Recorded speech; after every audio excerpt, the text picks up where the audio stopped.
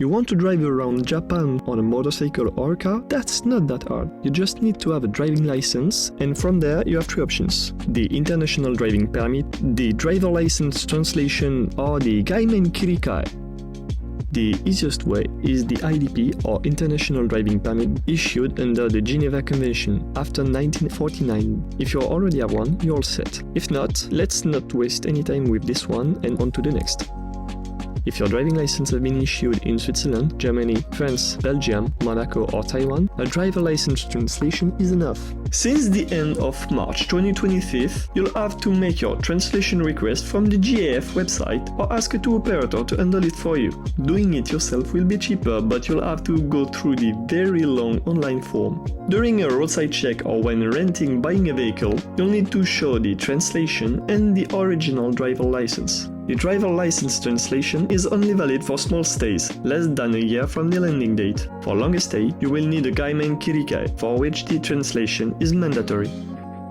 The last option is the Gaimen Kirikai, which will let you get a Japanese license from your actual driving license. However, the process is quite cumbersome, both in terms of necessary paperwork and the appointment. To qualify for the Gaimen Kirikai, you'll need to meet two conditions: having a valid driving license and be able to prove that you stay at least 3 months in the country of issue after obtaining it. As far as necessary paperwork, you will need the application form, an ID photo, your driving license, the driving license translation, your passport with a valid visa, and the application fees. For residents, 2 more documents are necessary: a resident card or Dario Cardo, a resident certificate, or Juminho. When all the paperwork is done, you'll need to book an appointment in the nearest evaluation center in the prefecture where you stay. Be careful, if you don't speak Japanese well, they will ask you to come with a translator on the day of the appointment. The appointment is divided in 5 parts: the paperwork handling, a screening, an aptitude test to check on your eyesight, a written traffic rule knowledge, and a practical driving test.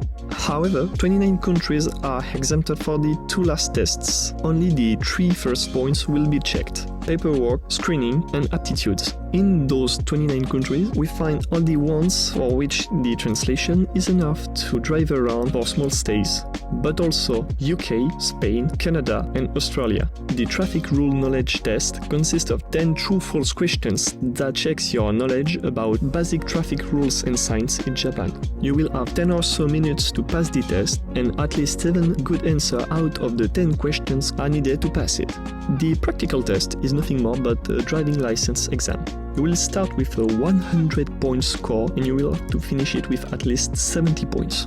There is 3 ways to lose points. You lose 5 points for small errors like forgetting your blinkers, 10 points if you make important mistakes like poor or no safety checks, and 20 points for big errors like going in an opposite direction, step over the left edge line, not slowing down enough when necessary. Errors like collisions or not stopping when necessary will bring the test to an end and will be considered as a fail. After all of this, your Japanese driving license will be issued and you will be able to enjoy all the Japanese driving roads.